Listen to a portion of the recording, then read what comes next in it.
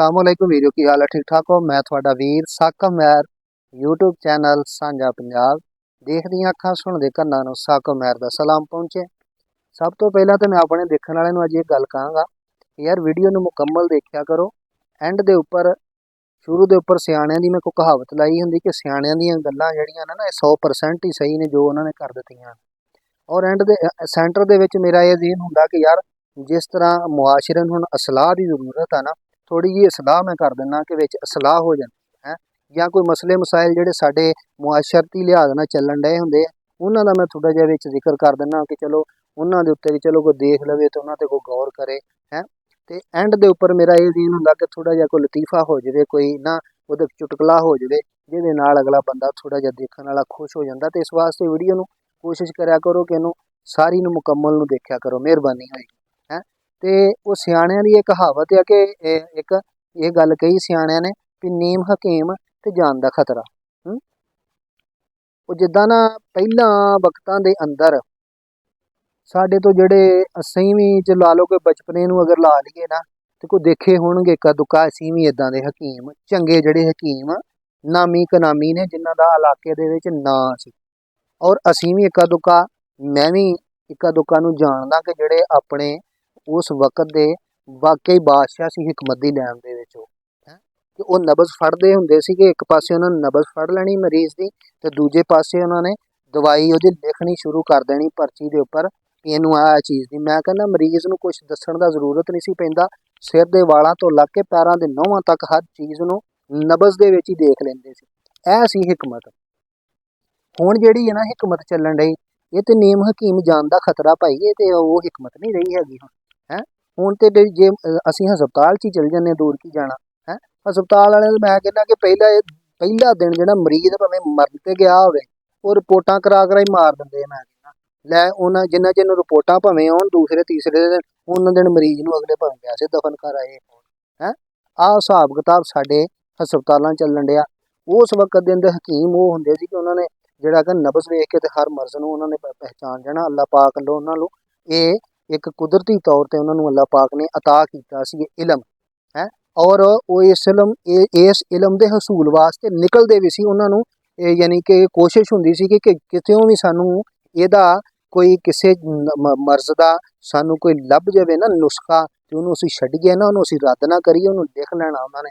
ते हुण की है, हुण वो चीज़ां नहीं रहियां हैगियां। हुण ते रिपोर्टां कराई जाओ ते डॉक्टरां नूं दिखाई जाओ ते दवाई लै लो। जे रिपोर्ट नहीं कराई तो डॉक्टर ने भी कुछ नहीं देना तुहानूं, फीस उन्हें अपनी 500 1000 लै लैनी है तुहानूं चैक करन दी बस है। बाद च उन्हें तुहानूं कई तरह दे टैस्ट लिख देने जी अल्ट्रासाउंड करा लिओ, अज खून टैस्ट करा लिओ। मैं कहना ले टैस्टां राह चंगे भले रुपये लग जांदे आ, बंदा फिर भावें फट्टे ते ही रवे है, ਉਹਨੂੰ ਭਾਵੇਂ ਫੇਰ ना कोई शफा मिले। तो इस वास्ते हिकमत दे विच जिहड़ा ना ये हिकमत जिहड़ी है सुन्नत नबवी भी सी ना। पहले हजूर पाक अलैहिस्सलाम आखिर जुमान नबी ने उन्होंने साडी इस उम्मत नूं उन्होंने बहुत कुछ दिता।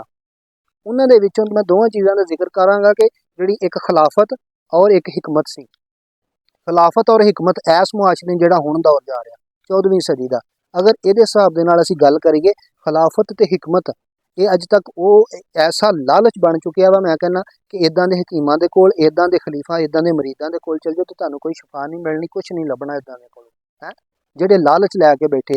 हकीम दे कोल चल जा, हकीम दा ज़हन ये होना कि जो कुछ है सारा कुछ मैनूं दे जावे ते कपड़े भी मैं ला लवां, अल्लाह पाक माफ करे है। ਉਹਦੇ ਭਾਵੇਂ घर रोटी ना पकदी होवे जिहड़ा गया वा पता नहीं किन्नी मजबूरी नाल गया है।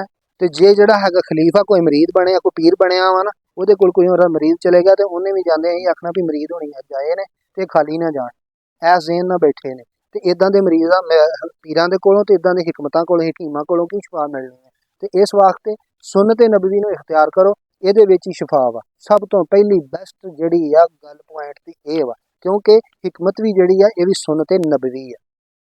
ਤੇ ਇਹਨਾਂ ਹਕੀਮਾਂ ਨੇ ਵੀ ਸਾਨੂੰ ਉਹ ਇਲਮ ਦੱਸਣਾ ਕਿ ਜਿਹੜਾ ਅੱਲਾ ਤੋਂ ਬਾਅਦ ਅੱਲਾ ਦੇ ਨਬੀ ਨੇ ਸਾਨੂੰ ਦੱਸਿਆ ਹੋਇਆ। ਠੀਕ ਹੋ ਗਿਆ। ਉਹਨਾਂ ਬੂਟੀਆਂ ਦਾ ਇਸਤੇਮਾਲ ਕਰੋ, ਕੁਰਾਨ ਦੇ ਵਿੱਚ ਵੀ ਉਹਨਾਂ ਦਾ ਜ਼ਿਕਰ ਆ, ਹਦੀਸਾਂ ਦੇ ਵਿੱਚ ਵੀ ਉਹਨਾਂ ਦਾ ਜ਼ਿਕਰ ਆ, ਉਹਨਾਂ ਦਾ ਖਾਣ ਪੀਣ ਦੇ ਵਿੱਚ ਵੀ ਉਹਨਾਂ ਚੀਜ਼ਾਂ ਦਾ ਜ਼ਿਕਰ ਆਪਣਾ ਜਿਹੜਾ ਨਾ ਉਹਨਾਂ ਚੀਜ਼ਾਂ ਦਾ ਰੋਜ਼ਮਰਾ ਜ਼ਿੰਦਗੀ ਦੇ ਅੰਦਰ ਉਹਨਾਂ ਦਾ ਇਸਤੇਮਾਲ ਕਰੋ ਤੇ ਇੱਕ ਬੰਦਾ ਫਿੱਟ ਰਹਿੰਦਾ। ਠੀਕ ਹੋ। ਗੱਲ ਕਰਨ ਦਾ ਮਕਸਦ ਇਹ ਆ ਕਿ ਹੁਣ ਦੇ ਦੌਰ ਦੇ ਅੰਦਰ ਜੇ ਕਿਸੇ ਵੀ ਬੰਦੇ ਦੇ ਕੋਲ ਜਾਓਗੇ ਨਾ ਤੁਸੀਂ ਇਸ ਤਰ੍ਹਾਂ ਦੇ ਕੋਲ ਉਹਨੇ ਤੁਹਾਡੇ ਕੋਲ ਪੈਸੇ ਹੀ ਇੰਨੇ ਲੈ ਲੈਣੇ ਆ, ਮੇਰੇ ਸ਼ਫਾ ਹੋਵੇ ਤੇ ਭਾਵੇਂ ਨਾ ਹੋਵੇ ਤੇ ਬਲਕਿ 90 ਚੋਂ 10% ਵੀ ਸ਼ਫਾ ਬਹੁਤ ਔਖੀ ਆ ਹੁਣ ਦੇ ਹਕੀਮਾਂ ਦੇ ਕੋਲ। ਠੀਕ ਆ। ਸਾਧੋ ਨਾਦਰ ਕੋਈ ਐਸੇ ਬੰਦੇ ਪੰਜੇ ਉਂਗਲੀਆਂ ਇੱਕੋ ਜਿਹੀਆਂ ਨਹੀਂ, ਮੈਂ ਕਹਿੰਦਾ ਬਹੁਤ ਬਹੁਤ ਅੱਛੇ ਪਾਇਆਦਾਰ ਲੋਕ ਅੱਜ ਵੀ ਪਏ ਨੇ, ਨਸਲੀ ਲੋਕ ਅੱਜ ਵੀ ਪਏ ਨੇ। ਖਾਸ ਤੌਰ ਦੇ ਅੰਦਰ ਪਿੰਡਾਂ ਦੇ ਅੰਦਰ, ਦਿਹਾਤਾਂ ਦੇ ਅੰਦਰ ਚੱਲ ਜਾਈਏ ਤੇ ਅੱਜ ਵੀ ਬੰਦੇ ਐਸੇ ਆ ਕਿ ਮੈਂ ਕਹਿੰਦਾ ਕਿ ਉਹ ਦਵਾਈ ਵੀ ਦੇ ਦੇਣਗੇ, ਤੁਹਾਨੂੰ ਚਾਹ ਪਾਣੀ ਵੀ ਪਿਆਉਣਗੇ, ਤੁਹਾਡੇ ਕੋਲੋਂ ਕੁਝ ਲੈਣਗੇ ਵੀ ਨਾ, ਤੇ ਸ਼ਿਫਾ ਵੀ ਹੋਏਗੀ ਉਹਨਾਂ ਦੇ ਕੋਲ। ਬੇਲੌਸ ਨੇ। ਗੱਲ ਕਰਦੀ ਉਹ ਬੇਲੌਸ ਕੰਮ ਕਰਦੇ, ਲਾਲਚ ਕੋਈ ਨਹੀਂ ਲੈ ਕੇ ਬੈਠੇ। ਤੇ ਜਿੰਨੇ ਬਣਾ ਕੇ ਲਾਲਚ ਬਹਿ ਜਾਣਾ ਨਾ ਕਿ ਮੇਰੇ ਇਹਨੂੰ ਛੱਡਾਂ ਨਾ, ਉਹਦੇ ਕੋਲੋਂ ਸ਼ਿਫਾ ਵੀ ਫਿਰ ਉਸ ਤਰ੍ਹਾਂ ਦੀ ਹੋਣੀ। ਜਦੋਂ ਅਸੀਂ ਕਿਸੇ ਵੀ ਕੰਮ ਨੂੰ ਜਿਹੜਾ ਨਾ ਬਗੈਰ ਲਾਲਚ ਤੋਂ ਕਰਾਂਗੇ ਨਾ, ਉਹਦੇ ਵਿੱਚ ਫਿਰ ਅੱਲਾਹ ਪਾਕ ਬਰਕਤ ਦੇ ਦਿੰਦਾ ਵਾ, ਤੇ ਉਹਨਾਂ ਚੀਜ਼ਾਂ ਦੇ ਵਿੱਚ ਫਿਰ ਅੱਲਾਹ ਪਾਕ ਸ਼ਿਫਾ ਵੀ ਰੱਖ ਦਿੰਦਾ ਵਾ। ਉਹ ਗੱਲ ਇਹ ਬਣ ਗਈ ਆ ਕਿ ਉਹ ਇੱਕ ਬੰਦਾ ਸੀ ਨਾ ਇਦਾਂ ਹੀ, ਤੇ ਉਹ ਇਦਾਂ ਹੀ ਕਿਸੇ ਡਾਕਟਰ ਕੋਲ, ਕਿਸੇ ਨੇਮ ਹਕੀਮ ਕੋਲ ਚਲੇ ਗਿਆ, ਤੇ ਉਹਨੇ ਜਾ ਕੇ ਤੇ ਦੱਸਿਆ ਵੀ ਮੈਨੂੰ ਬੁਖਾਰ ਆ ਜਾਂ ਜੋ ਵੀ ਆ, ਉਹਨੂੰ ਦੱਸਿਆ ਡਾਕਟਰ ਨੂੰ। ਹੁਣ ਦੱਸਣਾ ਹੀ ਪੈਂਦਾ ਵਾ, ਹੁਣ ਨਹੀਂ ਉਹ ਨਬਜ਼ਾਂ ਵਾਲੇ ਚੱਕਰ ਖਤਮ ਹੋ ਗਏ ਆ, ਹੁਣ ਦੱਸਣਾ ਹੀ ਪੈਂਦਾ ਵਾ। ਉਹਨੇ ਜਾ ਕੇ ਉਹਨੂੰ ਦੱਸਿਆ ਤੇ ਡਾਕਟਰ ਨੇ ਉਹਨੂੰ ਦਵਾਈ ਬਣਾ ਕੇ ਦੇ ਦਿੱਤੀ ਇੱਕ ਦਿਨ ਦੀ। ਉਹਨੇ ਜਾ ਕੇ ਮਰੀਜ਼ ਨੇ ਦਵਾਈ ਖਾਧੀ। ਦਵਾਈ ਖਾ ਕੇ ਤੇ ਅਗਲੇ ਦਿਨ ਦਾ ਉਹਨੇ ਫੇਰ ਡਾਕਟਰ ਨੇ ਕਹਿਤਾ ਵੀ ਅਗਲੇ ਦਿਨ ਫੇਰ ਆਉਣਾ। ਉਹ ਫੇਰ ਗਿਆ, ਜਾ ਕੇ ਜਾਂਦੇ ਦੁਆ ਸਲਾਮ ਕਰਕੇ ਤੇ ਡਾਕਟਰ ਦੇ ਲਾਗੇ ਬਹਿ ਗਿਆ। ਜਦੋਂ ਉਹਦੀ ਵਾਰੀ ਆਈ ਤੇ ਡਾਕਟਰ ਨੂੰ ਬਣਾ ਸਕਦੇ ਕਹਿੰਦਾ ਡਾਕਟਰ ਸਾਹਿਬ ਕੱਲ੍ਹ ਵਾਲੀ ਦਵਾਈ ਨੇ ਕੋਈ ਅਸਰ ਨਹੀਂ ਕੀਤਾ, ਸ਼ਿਫਾ ਨਹੀਂ ਹੋਈ, ਕੋਈ ਅਸਰ ਨਹੀਂ ਹੋਇਆ ਦਵਾਈ ਦਾ। ਹੈਂ ਡਾਕਟਰ ਕਹਿੰਦਾ ਕੋਈ ਨਹੀਂ ਅੱਜ ਵੀ ਲੈ ਜਾ, ਤੇ ਅੱਲਾ ਖੈਰ ਕਰੂਗਾ, ਤੀਏ ਦਾ ਬੁਖਾਰ ਆ, ਤੀਏ ਦਿਨ ਆਪੇ ਲੱਥ ਜਾਣਾ। ਹੁਣ ਮਰੀਜ਼ ਵੀ ਸਿਆਣਾ ਜੀ ਬਣਾ ਸਵਾਰ ਕੇ ਡਾਕਟਰ ਨੂੰ ਕਹਿੰਦਾ ਡਾਕਟਰ ਸਾਹਿਬ ਜੇ ਤੀਏ ਦਾ ਬੁਖਾਰ ਹੀ ਹੈ, ਤੀਸਰੇ ਦਿਨ ਆਪੇ ਲੱਥ ਜਾਣਾ, ਤੇ ਮੈਂ ਮਸੀਤ ਦੇ ਮੌਲਵੀ ਕੋਲ ਫਰੀ ਦਾ ਜਾ ਕੇ ਦਮ ਨਾ ਕਰਵਾ ਲੈਂਦਾ, 500 ਕਾਹਦਾ ਦਿੱਤਾ।